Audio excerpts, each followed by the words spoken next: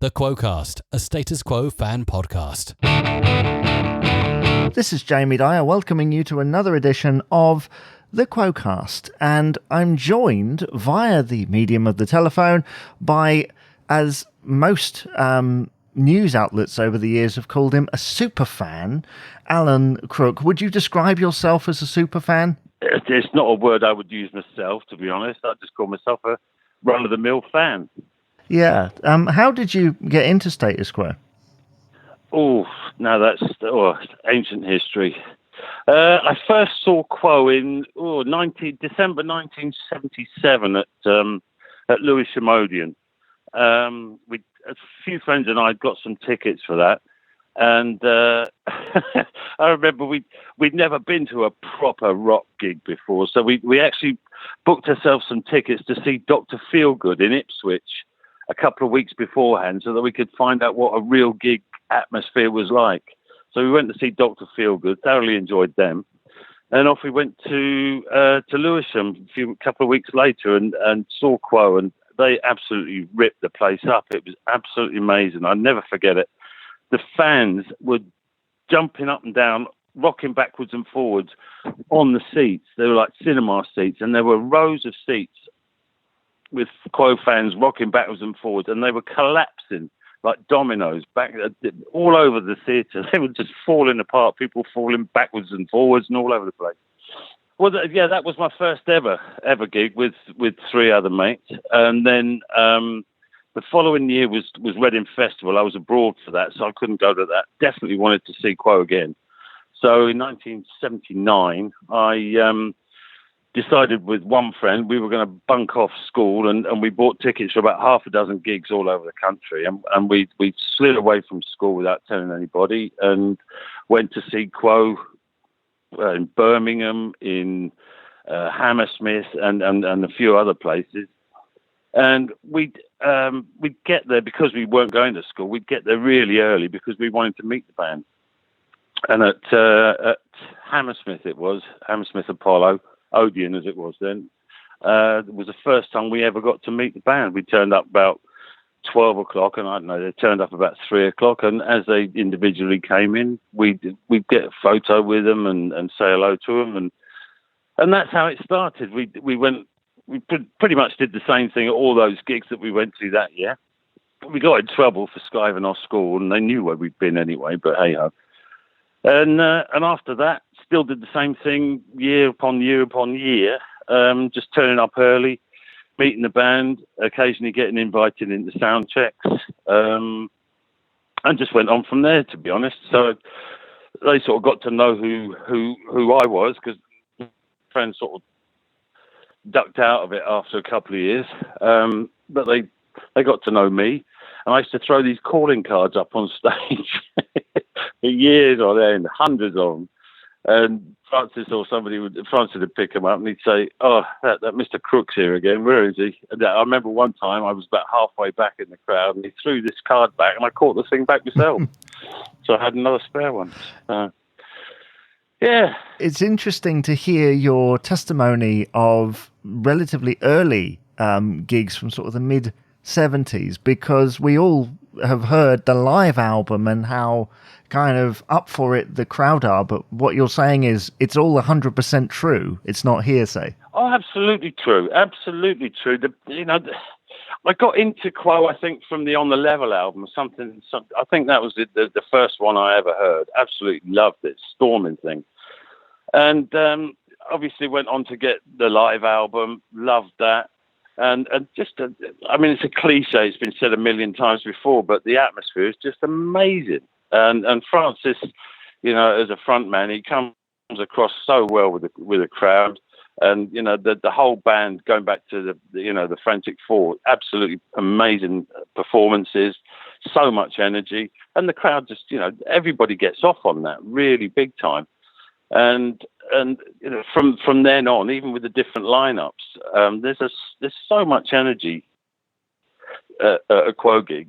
And I think the closer to the front that you are, the more you get involved in the gig as well, because you get those little, nods and chats stage, which is always a nice thing to have. but yes, the atmosphere has never changed for me. It's absolutely amazing. I love it. Well, it's great to hear that your enthusiasm for the band hasn't waned, where others might have dropped off because of those different lineups and stuff. Yeah, I read the comments on Facebook, and I loved the Frantic Four. I got to know Alan and John, obviously, as well as Rick and Francis. Back in the day, they knew me by name, for many, many years, and I absolutely loved them. And when John went, it was a big, big shame, but I didn't want Quo to finish. That was the last thing I wanted. So when successive drummers came in, obviously Alan went, and then Rhino came in with Jeff. I was so happy that Quo was still going, because I was still hearing those same songs that I'd heard for years and loved for years. Plus, there were more to come, and that was. I mean, I was on some poor sod's shoulders at Milton Keynes Bowl at the end of the last one at the end of the road, and I remember sitting up there about 3 or 4 rows back on this bloke's shoulders as they went off stage, and I thought, what am I going to do now? Who am I going to go and see now? There's nobody else I want to go. I mean, I do go and see other bands, but not with the intensity and fervour that I did with Quo. So I just felt at a total loss. And when I heard that they were coming back, I was over the moon and have been ever since. And it was a different journey, obviously, with a different lineup. And it was the start of a whole lot more fun for myself and a bunch of friends. So yeah, I love all different lineups. I hate it that Quo fans argue, when on social media about Frantic Four and nothing since has been good, or vice versa. It's, we're all, as far as I'm concerned, we're all part of the Quo family, and it's a shame that those arguments exist. And I don't ever get involved in them, as far as I can remember, anyway. But I just find that a great pity, because we still have Quo, and I'm happy with that. I'm happy with that, more than happy. Yeah, I know what you mean about the fans. Everybody's got their own opinion, and, they're entitled to it. But, it's a shame, as you say, that people can't get along when they all like the same thing. But you make reference to the set list and kind of hearing the same songs. Now, Quo are kind of infamous for doing that. Have you ever had a problem with the set list? No, because I understand it. They've got such a huge back catalogue. And obviously, with from '84, when they were X number of years old, until now, the set length time has shortened with age. That's going to happen. But you can't please all the people all the time, and they've got such an extensive back catalogue that they can't include all those songs. They have to include a real good spread, if you like, of the hits from over the years, because that's what the non-Quo fans, who probably make up over 50% of the audience now, one-off punters who come and see Quo, they want to hear the songs that they've heard on the radio and in the charts. So those songs need to be included. I would say there are a good 10 or more that just have to be in there. And if the band are promoting a new album, then they'll slip a couple of songs in from the new album to promote that. Obviously, they're touring to gain sales for that album, and the odd album track. I mean, I've played in a Quo tribute band called Quo No for 30 years now, and what we used to do was every other song was a hit, and every other song was an album track, so that people would get what they want if they were non-Quo fans as such, and the ones who would get album tracks that they didn't hear perhaps other tribute bands or Quo play live on stage. So yeah, I totally understand why the set can sound the same, and obviously they're only playing like an hour and a half now instead of 3 hours 30 years ago, and there's a limited number of songs you can get into that time. So the bulk, I would say, need to be songs, and then slip in some album tracks or new tracks alongside them. Makes sense? Yeah, it does make sense, doesn't it? And it's why they started to introduce more medleys as time went on. A great idea. Great idea. Not everybody's favourite. especially if part of that medley is a song that you really, really like and it's cut short. I mean, for me, 4,500 times, that's my favourite track of all time by any band. And I would love to hear another 20 odd minute version of it played live. But it's great to hear sort of 3 or 4 minutes of it as part of a medley. And it's a great way of getting more hits in to a shorter space of time. And that then leaves space for new tracks or album tracks. But again, it keeps a lot of people happy. So fair point. Yeah, I think so. Now, obviously, some people would know you from going to the gigs for all that time. Others would know you from the sleeve of Quid Pro Quo, because you wrote a song for that album. How did that come about? Well, yeah, high point of my writing career. I've always written. I started off when I was younger writing poems, all sorts of different styles of poems. I've always been into writing. I remember when I was at school, I wanted to be a journalist. It didn't happen, but that was because I enjoyed writing and I enjoyed the English language. But how that really started, how it got to that point with Any Way You Like It was when Rhino joined the band.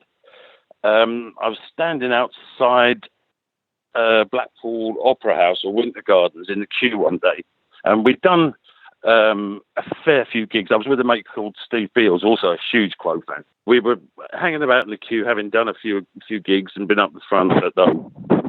And somebody came from the backstage door and pointed at Steve and myself and said, "Oi, you two, come with me." I was like, "What have we done wrong now?"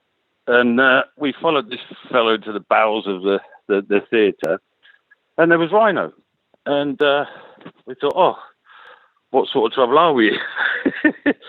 And he introduced himself as if we didn't actually know his name, and asked our names, and we told him, and he said, "Look, how am I doing?" And we both looked at each other and thought, he's asking us how he's doing. He's actually in Quo. But he did, and he recognised that we were staunch fans, and it was a real compliment that he was asking us how we thought he was doing. And then we developed a sort of more than nodding acquaintance, and I think Rhino it asked either of us, both of us, for our numbers, or gave his number to us.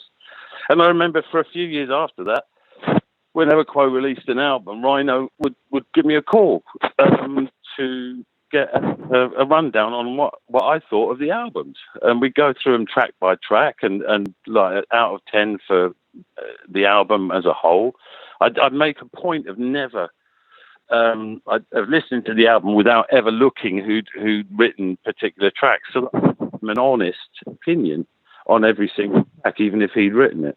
And I really respected him for asking my opinion on that. And at some point, I started sending him lyrics that I'd written for songs, because I'd gone more from poetry to writing lyrics quite a few years before. So I started sending him lyrics. And a couple of years later, I bumped into Andrew at some gig, I think with him, some paint, if I remember rightly, up in Lincoln before a gig. And we sat down and had a beer in this little pub, and we started chatting. And I told him I was sending lyrics to Rhino, and he said, "Well, if you want to send some to me, please feel free." So he gave me his number, and I started sending lyrics to both of them. And one day, out of the blue, a few years later, Andrew phoned me, and he said, "You know this song, Any Way You Like It, that you sent me?" I said, "Yeah." He said, "Well, it's on the album." And well, as I am now, still a bit speechless, because to get a song on a Quo album has been a lifelong dream for me, and it actually came true. And for it to be a top 10 album as well, to have my name on it alongside all of theirs, it's just unbelievable. So yeah, I'm still pretty blown away by it.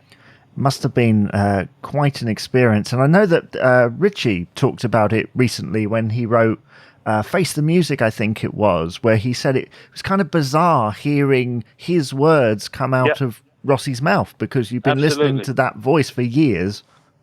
I still think the same every time I hear it. And in my local pub in the Ram in Brandon, love that place. If I walk through the door within a few minutes, quite often somebody will have stuck it on the jukebox. And every time I hear it, I mean, I don't tend to play it at home for obvious reasons, but when I hear it on the pub jukebox, it still makes me think that's Francis Rossi singing my lyrics, and it's Rick Parfitt in the background, and then probably Rhino and Andrew doing backing vocals to the lyrics that I wrote in my living room, little old me. And it's Status Quo singing my lyrics.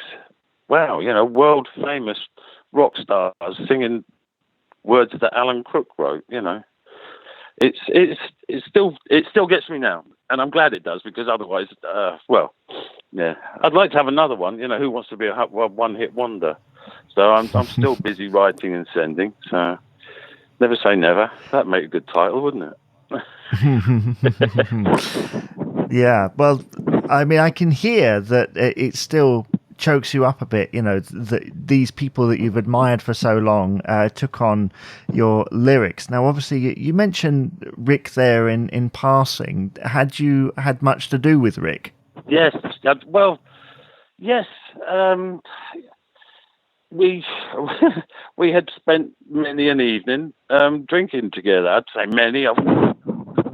Here and there all over the country, and I remember specifically one night I went to see Quo in Germany, and I didn't actually get in the gig, so I stood outside the backstage door, it was a festival, and Quo played in the afternoon, and I stood outside the gate to this festival because I could see that they'd gone straight onto the bus, and the bus came out just with the band on it, and I stuck my thumb out, and the Rhino saw me and said, "That's Crook," and the bus stopped. And I hopped on, and I went 2 hours or whatever, 2 to 3 hours with them on the bus to Hamburg. And I had a hotel room back in the place where they were staying, and my mum was there with me, and she was fast asleep, I should think, by then. And we got to their hotel, and Rhino said, "Just drop my bag in, and I'll be back in a minute." "All right." He said, "We're going to have a drink." And he came out with Rick, and the three of us ended up in a pub somewhere in Hamburg until, I don't know, 2, 3 in the morning, drinking merrily away. And at some point, Rick said to me, he said, "Does your mum know you're here?" She's like, boy, laughed. I said, "Oh, no, she hasn't, actually. She doesn't know." And he said, "Don't you think you want to give her a ring?" And fortunately, I'd nicked the matches out of the hotel room, and it had the phone number of the hotel on. So I phoned my mum, woke her up, and said, "I'm in Hamburg with Rick and Rhino in a bar," and passed the phone over, and they both, "All right, Mum, yeah, he's all right. And she arranged to come and pick me up at 10 o'clock. Ended up sleeping in the station, I think, on the floor in the station somewhere until then. But yeah, I had a drink with Rick backstage a few times, and in a few bars all over the place. Yeah. Miss that man so much, really do. I think that's a sentiment matched by many people. And, I mean, at the moment, obviously Quo were due to go out on tour, and they didn't. And, all the other COVID stuff, we don't need to go into all of that detail. But you've been going to gigs for years. How do you feel right now not being able to do that? Pretty damn lost, to be honest. I not wishing to brag, but I've racked up about 500 gigs now, and I'm far from the only one. My mate Steve, as I mentioned earlier, and the other members of the so-named Rabble Bunch that Francis named us many years ago, the Rabble Bunch of SMEs down the front.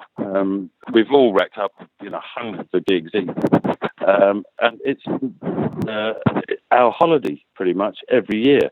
I wouldn't go and sit on a beach for 2-3 weeks. I'd save up and I'd buy Quo tickets and spend it on hotels. So I miss gigging with Quo so much. I'd miss gigging with my own band. I've got a glam band called Glam Dads, and I can't even get together to rehearse with them. God knows we need it. But yes, gigging live myself and going and seeing Quo. I miss it so much that I just, I'm wondering what I'm doing with myself. That sounds wrong. With my time. Yeah. I can understand that. It's frustrating. It's frustrating for everybody, you know. It really is. It's frustrating for everybody, and I really feel for the professional musicians who can't earn a living, and all the crews who can't, you know, the regular stage crew and all that who can't earn. From what I can gather, don't want to be too political, but sod it. They're not being looked after by the government. And, you know, I'd hate to see those people who, you know, they get adored, if you like, as much as the band, you know, to some point, you know, because they become kind of stars in their own right. And to think that they might be struggling a bit, I wouldn't imagine the band are struggling too much, but those members of the crew, it breaks your heart to think that they might be struggling. So, you know, big up to them. Well, it was recently highlighted, obviously, by that single from Rhino's Revenge. Absolutely, yeah, and I fully support that, which is why I mentioned it. You know, it comes to mind very often. You know, I'm in touch with a couple of the crew, and we say, you know, we say hello on Facebook or something every now and again. But yeah, good for Rhino for doing that. You know. Knees up Mother Brown, I say. I know. I did a review of it on this podcast, and that's it kind of reminded me sort of half laughing policeman, half knees up Mother Brown. Yeah.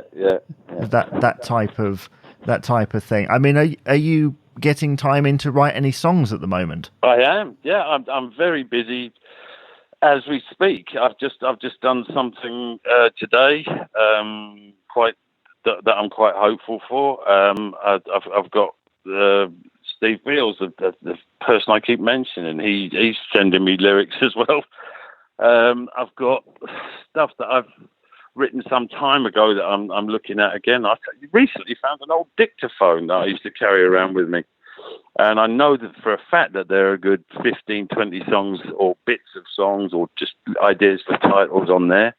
So I'll be putting new batteries in that and seeing what's on there, and hopefully there's something half decent.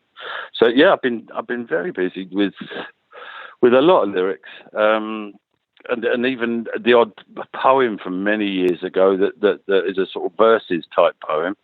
I've been looking at those with a view to maybe altering them slightly to find a song lyric out of them. So yeah, all sorts of ideas. It's always good to go back over old material because you might have discarded it at the time. Oh, absolutely. Yeah, there could be a little prize nugget in there, just a line. I was talking to Steve about the same thing a little while ago. There could be a line or two in there that just jumps out that you've totally forgotten about, and that could be the start of a brand new song, or yeah, it could be the little jewel in the crown, if you like. Yeah, I never throw things away. Never. No, I share that. Which is why my place is so cluttered. But yeah, that's another thing. Yeah, I share that sentiment totally. I mean, are you? I've spoken to a lot of people on this podcast who basically collect everything Status Quo. Like they've got rooms in their house that are just covered with it. Are you one of those people? Oh, yeah. When I was living at home before I got my own place, my bedroom walls were top to toe covered in Quo pictures and newspaper articles. And when I moved into my current place, a lot of that all came with me in a big box. And basically it's still there from my bedroom at home. But in the 437 years that I've lived where I do now, I've amassed a new collection, if you like. And I'm the very proud owner. I don't do every single thing. I mean, I haven't bought a program in years. Shame on me, perhaps. But then again, it makes up for the fact that I used to buy two when I was younger, so I could put both sides up on my bedroom wall.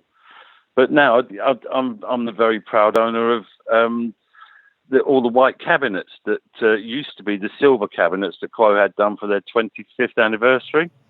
Mm-hmm. They had them recovered in white for the Don't Stop tour, and They had them remade completely some years ago, and I was given the whole lot. So I've got all the cabinets. So I've got loads of storage room. All these empty. They've got no guts in them, but they are the original cabinets. And then some have got Rick, and some have got Francis's initials on them as their main cabs. And I've got the amp shelves as well, and I've got Francis's amplifier that he had specially made for the pub tour, a little Vox that he had copied from Brian May's one that he used on the Don't Stop album. Francis liked it so much that he got one made himself, and I've now got that in my living room. So yeah, I've got a different kind of collection, if you like. I've got the I don't know if you ever saw them. Hopefully you did. The Death Row and Wall of Death signs that the sort of number plates that they used to have on the amps behind them on stage. Mm-hmm. Yeah, I've got both of those. I've got the pair of those, the original and only ones. So I'm very proud to have those. And I think my number one possession is the denim shirt that Rick wore for years on stage, the one with the patches on the Rock Till You Drop cover. He gave me that back at Bournemouth one year in exchange for a Quo belt buckle that I'd given him. And he was really pleased with that. And I said, well, you can have it as long as you wear it on stage. And he went, yeah, absolutely. And then Francis came by and said, well, that's nice. He said, you've got to give him something in return. So Rick went back into the dressing room and the little room at the back, and he came out with his stage shirt. So absolutely pleased as punch with that. And, well, Rick never wore that on stage because apparently it scratched up the back of his guitar. But you know what? he had it, and I've got the stage shirt in return, so I'm more than happy with that he never wore it. I mean, that is iconic, because there's going to be loads of people who will love that album for various reasons, and they're all holding it in their hand, and the shirt he's wearing on it is in your flat somewhere. It is, yeah, and yeah, it's just one of those things that I treasure so much, you know. Obviously, he'd worn it for many, many years. It was moth-bitten and patched and all the rest of it. And the funniest thing is, in the collar, it's got Rick written in the collar, like a little schoolboy's shirt. And it's in, like, kids' writing as well. So that really makes me smile. But, yeah, it's one of those things that you know, I'd never part with. That he'd had it for so long and worn it for so long. And it was an iconic shirt. And he gave it to me, of all people. So, I'm very proud of that. Excellent. Well, I mean, that is a great story. Thank you for sharing it. And I will draw it to a close here, but I would like to get into the habit of asking my guests that I have on this podcast that if you could pick kind of one album to introduce the band to somebody, what would you pick? Oh, put me on the spot there, why don't you? Oh, now, well, the one that I was introduced to Quo with was On the Level. That's not a bad one. I mean, 2 or 3 of those early ones. Hello would be a great one.